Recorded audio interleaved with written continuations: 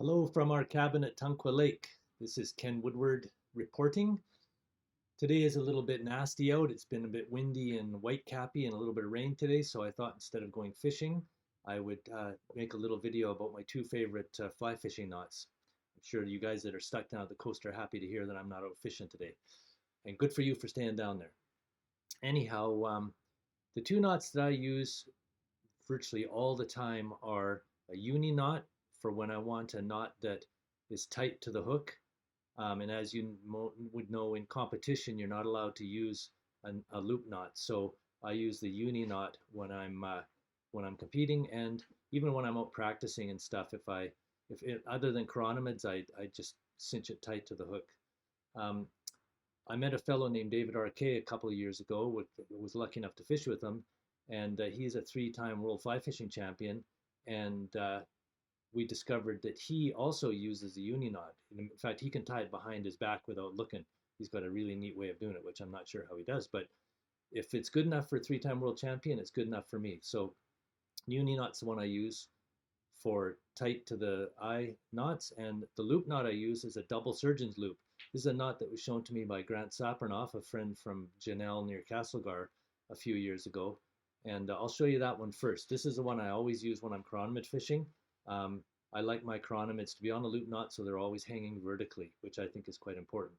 And you rarely ever fish a chironomid in competition, so I don't worry too much about not being able to use a loop knot then. So first I'm going to show you the double surgeon's loop. So I've got my iPhone set up here. I'll just switch over to it.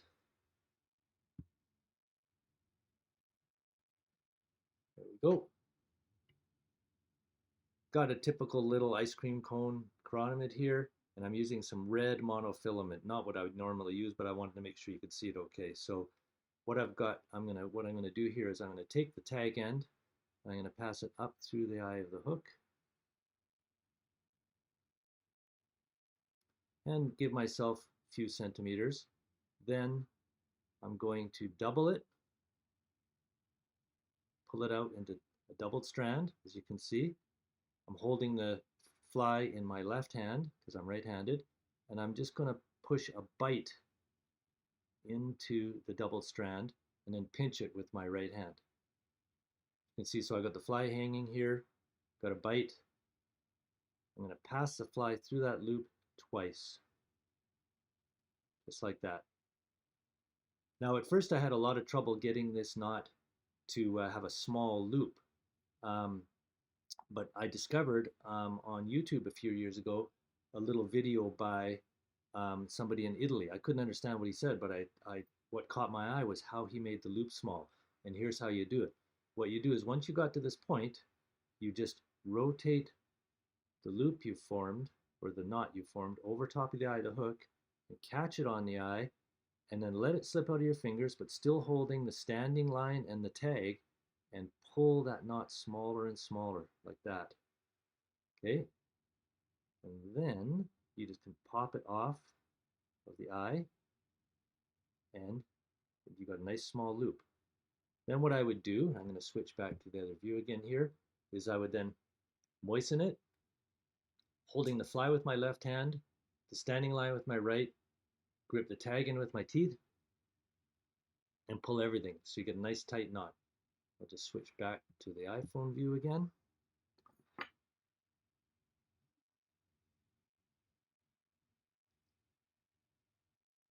Now what I'll do is fold the standing line over my finger so that it makes the tag stand proud. Then clip it, leaving just a little stub, just so I don't cut too close. I don't want to take a chance to cut the knot. Okay? And then you end up with a nice small loop knot, and you can see, as you know, with loop knots, doesn't matter where the tippet goes, the fly still hangs vertically, which is what I want when I'm chironomid fishing. So that's the double surgeon's loop. I'll just tie it one more time without blabbing too much and stopping and pausing, because you'll see this is a fast knot to tie, especially when you don't have an iPhone sitting in front of you. So just put the tag in through the eye of the hook. You can see it. pull a couple centimeters or so through, double the strand, form your bite, pass the fly through twice, rotate, catch the knot onto the eye of the hook, pull it close, then moisten, grab all three parts, pull tight,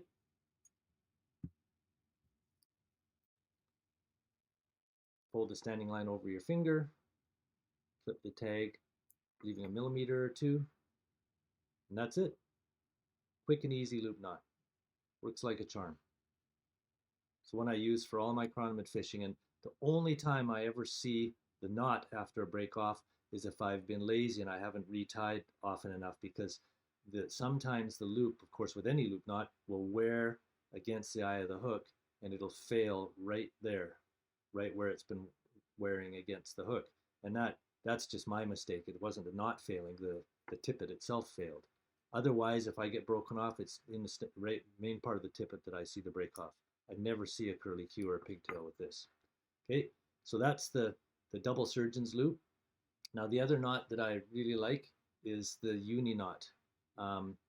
And again, it's, my eyes aren't as good as they used to be, and this one allows me to tie it even when my hands are cold, when I can't see very well, and so on. So for the Uni Knot, you just, again, fly in my left hand, put the tag in through the eye of the hook. Then what you do, pinch the fly with your left hand, and you put a bite into the tippet. So you put a bite in behind like that, lay the standing line in the notch you just formed, then pass the tippet tag end through that loop you just formed. Okay, and what that's done is it's formed basically a slip knot there. But don't let go there. Then you take this tag end, you pass it around the standing line, through the loop, that's twice, 3 times,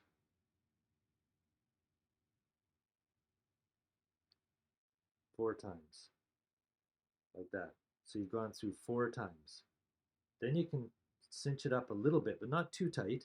Now what I've discovered is, if you just pull the whole thing tight now, you'll end up with a little bit of a curl in your tippet, which you don't want.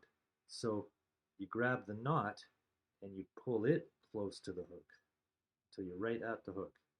Okay? And then, as usual, I would just moisten it and then give it a good firm tug. Pull the standing line over my finger, leaving the tag proud. Clip it, leave a little tiny tag sticking out, just so you can keep an eye on it. Might even clip that just a touch shorter.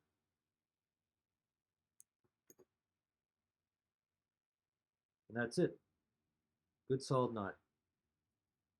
Switch back to the other view. So give those knots a try. Double surgeon's loop's dandy for chironomids, especially if you're having to switch flies quite frequently to kind of try to get dialed in. You can tie the thing in seconds. It's really fast. And the Uni Knot, it's been a really good knot for me. The thing I like about it is, unlike a clinch knot, which only has the tag passing through the knot once, so if it slips, it comes out right away and you get that pigtail. Even with an improved clinch, it's only going through there twice, through the gap twice, and so it doesn't have to go very far to completely fail. That's why you get those curly cues. As you can see with the Uni Knot, that tag end is passed through 4 times. So that thing would have to slip through 4 coils before it finally comes free. And like I said, I've never had a pigtail from a Uni Knot failing. It's always the standing part that fails. Anyway, hopefully you'll get something out of that. If you want to see diagrams and stuff, there's lots online. Just look up Uni Knot or Duncan loop. They're both the same knot. One's tight, one's not.